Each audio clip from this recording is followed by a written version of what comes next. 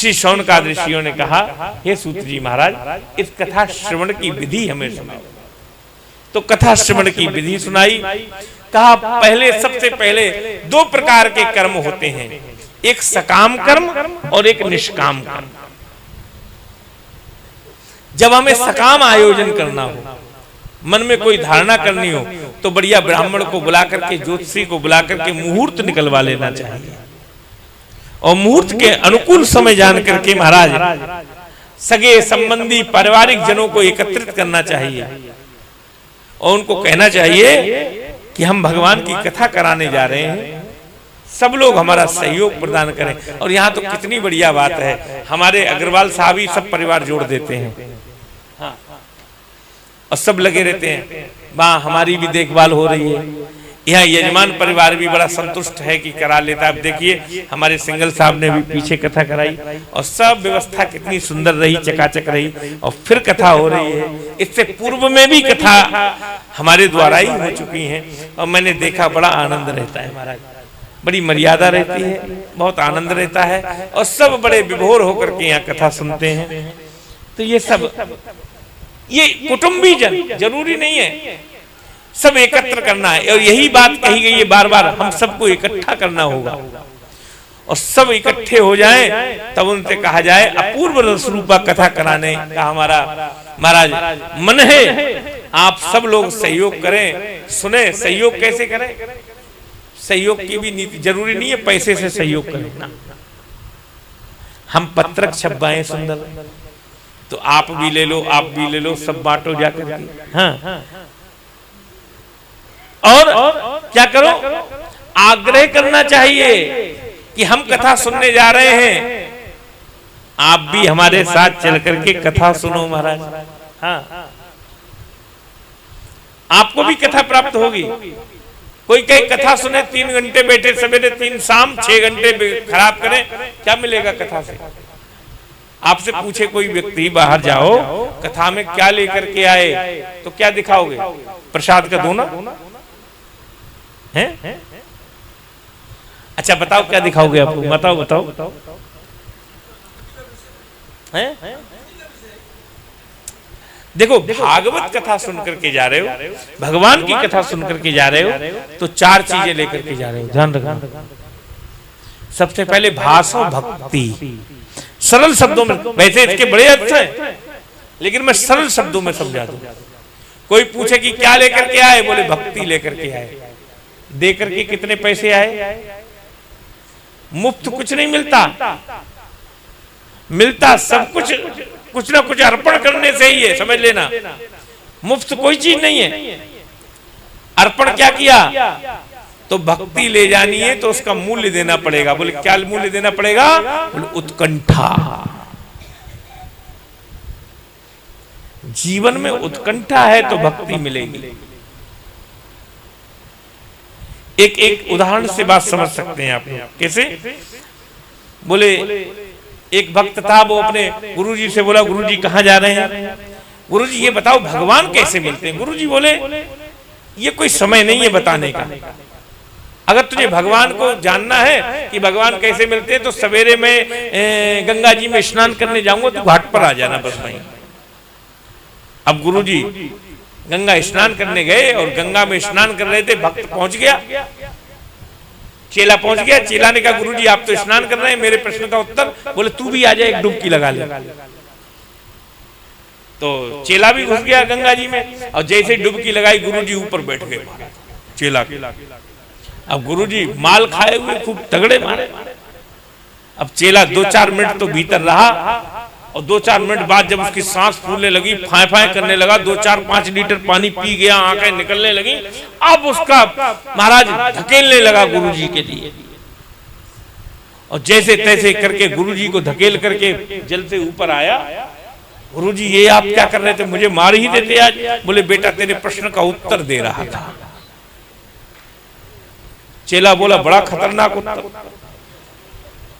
बोले तेरा प्रश्न भी कौन सा साधारण था, ये बता। बोले ये बता, जब तू जल के नीचे था और मैं तेरे ऊपर बैठा था तो तू क्या सोच रहा था? बस बोले बस एक ही इच्छा थी कि कहीं से एक श्वास मिल जाए, बस एक श्वास की इच्छा थी। और मेरा रोम रोम गुरुजी आपसे युद्ध कर रहा था, कैसे भी आपको हटा करके अलग फेंक दूं, क्योंकि उस समय श्रद्धा समाप्त हो गई थी। हाँ, और गुरुजी को अलग फेंक करके कैसे भी एक श्वास प्राप्त कर सके। गुरुजी बोले बस यही तेरे प्रश्न का उत्तर है।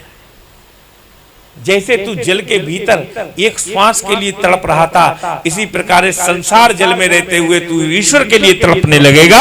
उसी दिन तेरे सामने ईश्वर प्रत्यक्ष सामने खड़ा दिखाई देगा। जिस प्रकार तेरे सांस की उत्कंठा थी, इसी प्रकार तेरे जीवन में जब ईश्वर के लिए उत्कंठा उत्पन्न हो जाएगी तो ईश्वर तुझसे दूर नहीं है, तेरे सामने खड़ा हो जाएगा। तो जब कथा से जाओगे तो भक्ति लेकर जाओगे, और भक्ति के लिए उत्कंठा का मूल्य देकर के जाना पड़ेगा महाराज। दूसरा शब्द है गासो ज्ञान। कोई पूछे क्या लेकर आए, बोले ज्ञान लेकर के आए। और ज्ञान के लिए मूल्य क्या चुकाया, तो जिज्ञासुता। ज्ञान जिज्ञासु व्यक्ति को प्राप्त होता है, जिज्ञासुता लेकर के आओ। और तीसरा शब्द है महाराज वा मानी वैराग्य। वैराग्य के लिए महाराज क्या छोड़ना है, बोले कुछ नहीं छोड़ना।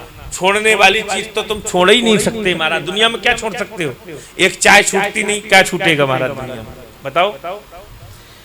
तो छोड़ने वाली चीज क्या है, बोले तजिए हर विमुखन को संग, तजिए ताह कोट बैरी सम जद्य परम सने। हर विमुखन को संग छोड़ दो बस, और यहां से वैराग्य ले जाओ। और चौथा है ता मानी त्याग। समझ लो ये सब कब मिलेगी। तो कोई तुमसे पूछे कि भागवत में 6 घंटे बिता करके आते हो, क्या लाए, बोले भक्ति लेकर के आए, ज्ञान लेकर के आए, वैराग्य लेकर के आए, त्याग लेकर के आए। जान गए हमें क्या, किससे वैराग्य चाहिए, जान गए हम किसका त्याग करना चाहिए, जान गए हमें ज्ञान क्या होता है, जान गए हम भक्ति कैसे प्राप्त होती है। ये सत्संग से प्राप्त होगा, समझ लो। तो बड़े सुंदर भाव से मैंने कहा ना, ये क्या है, ये सेवा है। कथा कराने वाले के साथ मिलकर के पत्रक बांटो और उससे आग्रह करो, हम कथा सुनने जा रहे हैं, तू भी चल। अरे भैया 7 दिन का समय नहीं है तो 1 दिन के लिए चल, 1 दिन का समय नहीं है तो 1 घंटे के लिए चल, 1 सत्र के लिए चल, 1 सत्र के लिए समय नहीं है तो 1 घंटे के लिए चल, अवश्य। ये सेवा है महाराज। और बढ़िया सुंदर वक्तालाभ वक्ता के विषय में मैं बता चुका आपके लिए। विरक्तो वैष्णवो विप्रो, कल बात हुई थी वेद शास्त्र विशुद्ध करते, जिसको वेदों का और शास्त्रों का ज्ञान हो, लेकिन ऐसे नहीं। हाँ, कैसे वेद शास्त्र का ज्ञान हो, विशुद्ध करते, विशुद्ध ज्ञान। तो ऐसे वक्ता को लाओ और सुंदर आसन बनाओ। और वो आसन, ये जो व्यास आसन है, ये साधारण आसन नहीं है, समझ लेना। ये हिंदू वैदिक परंपरा की सर्वोच्च, वांग्मय की सर्वोच्च गद्दी है। अभी अभी महामहिम उपराष्ट्रपति जी ने कथा कराई राष्ट्रपति भवन में। आदरणीय पुंडरीक जी गोस्वामी जी की कथा कराई, राष्ट्रपति भवन में कथा हुई उनकी। और राष्ट्र महामहिम ने नीचे बैठ के कथा सुनी। माने ये जो गद्दी है, ये राष्ट्रपति की गद्दी से भी ऊपर गद्दी है महाराज, ये समझ लेना। इसका बड़ा आदर करो। इस गद्दी में कोई साधारण भाव नहीं है। इस गद्दी के नीचे 7 लोगों की कल्पना होती है और ऊपर 7 लोग की कल्पना, ये भागवत में लिखा है।